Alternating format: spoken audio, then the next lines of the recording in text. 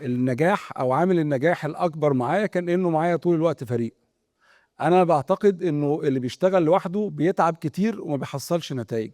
زي بالظبط انا عندي ابني مثلا ياسين بقاله النهارده 12 سنة بيلعب سباحة وموجود في فريق المنتخب. بس السباحة لعبة فردية متعبة جدا، بيبذل مجهود كبير ويفرق عن زميله ب 2 ثانية ب 3 ثانية، بيجي محبط بقول له كمل معلش. هنا 8 سنين بنلعب نفس القصة. وطبعا في بطولات فردية لكنها صعبة جدا. لكن عندي بقى ابني التاني بيلعب في فريق الفولي بول. الفولي بول هم مجموعة بيلعبوا في حارس مرمى، في دفاع، في خط نص، في وسط، في مهاجم. في النهاية النجاح بتاع مين؟ بتاع التيم كله. فدي فكرة أنا مؤمن بيها، إزاي إن تقدر تنجح التيم. طبعا الإدارة لازم تكون فيها الشدة وفيها اللين، لكن طول الوقت فيها الصداقة والمحبة.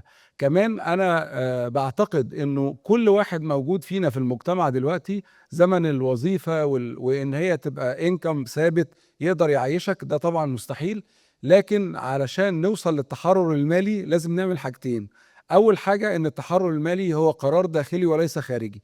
يعني مش معتمد على انك معاك قد ايه عشان تقدر تبدأ بيزنس خاص، معتمد على انك تقدر تريسك من جواك ولا لا، كسرت الحواجز ولا لا. هو ده الفرق ما بين انك تكون موظف او تكون بيزنس مان، مفيش اكتر من كده.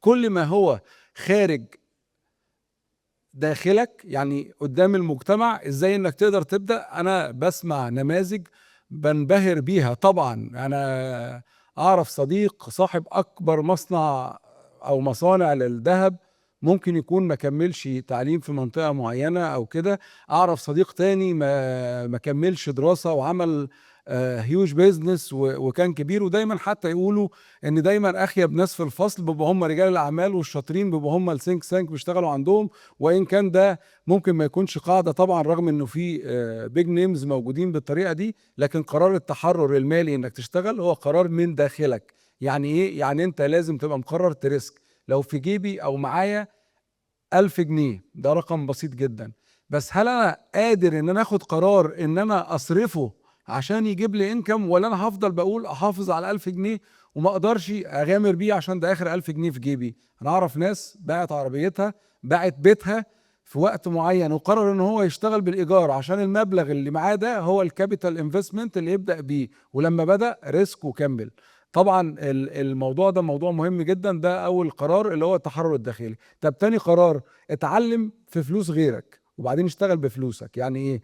لما حضرتك تحتاج تشتغل في كارير معين، شوف مين اشطر واحد بيشتغل في الكارير ده وقدم واشتغل معاه. طب لو هو قدم لك اوفر مش عالي، مش رقم مش كبير، انت شايف ان ده اقل من قيمتك، لو انت هتتعلم منه اقبله، بس اتعلم او روح اشتغل معاه علشان تتعلم انك تاخد النو هاو منه. بعد سنة واحدة بس اضمن لك ان انت لو مركز وبتعمل التاسك بتاعك صح، انت هتفتح بيزنس تنافسه. وده مش عيب، بالعكس. فهنا انا اتعلمت بفلوسه، حتى لو هو ريسك معايا صحيح، اداني رقم قليل، هو مش ده الرقم اللي هو تقدير تعبي او مجهودي. احيانا بيكلمني حد بيقول لي انا جاي لي وظيفة ان انا هاخد فيها رقم، انا لما حسبت مواصلاتي ولما حسبت المعيشة بتاعتي لقيت انه اجمالي اللي هصرفه اكبر من رقم الوظيفة اللي انا هاخدها. كنت بسأله سؤال واحد بس: هتتعلم حاجة ولا انت هتروح تشتغل عندهم بس؟ قال لي هتعلم. قلت له روح اشتغل سنة. بعد سنة لقيته بيكلمني، بعت لي السي في بتاعه، بيقول لي انا بقيت اتش ار مانجر، انا بعمل واحد اتنين تلاتة اربعة. كل دول يوم ما كلمني كان بيقول لي انا معايا بكالوريوس حقوق او معايا ليسانس حقوق، انا يعني مش معايا اي حاجة. كنت ساعتها بقول له طب انت عايز تشتغل ايه؟ ما كانش عارف. بس لما راح قبل الوظيفة الاولانية بالسالري القليل اللي هو كان بيدفع من جيبه عشان يكمل ويشتغلها، اشتغل لمدة سنة. الراجل صاحب العمل اداله تريننج، اشتغل مع فريق قدر يديله الثقة. اخر السنة كان معاه سي في قادر ان هو يروح بيه اماكن كبيرة. ده رقم. الرقم التاني بقى، بعد ما تتعلم في فلوس غيرك حضرتك تقدر تريسك في فلوسك. ساعتها خد قرار التحرر المالي واشتغل وانجح. واوعى تنسى ان انت هتعمل حاجتين: الحاجة الاولى ان انت تشتغل بفريق، والفريق اللي هتشتغل بيه اوعى تشتغل بانك تستغله، ما تستغلوش ماليا. لو هو ده اللي معاك اديله كده، بس لو معاك اكتر او تقدر تديله اكتر اديله بينيفيتس اكتر. حاول تخليه واحد من الاسره بتاعتك، لانه هو فعلا حقيقي اللي بيشتغل معاك هو اسرتك الحقيقيه. بتشتغل معاه كام ساعه في اليوم، وبتروح تشوف بيتك كام ساعه في اليوم. انا عاده فريق العمل معايا بشتغل معاه من 16 ل 18 ساعه في اليوم.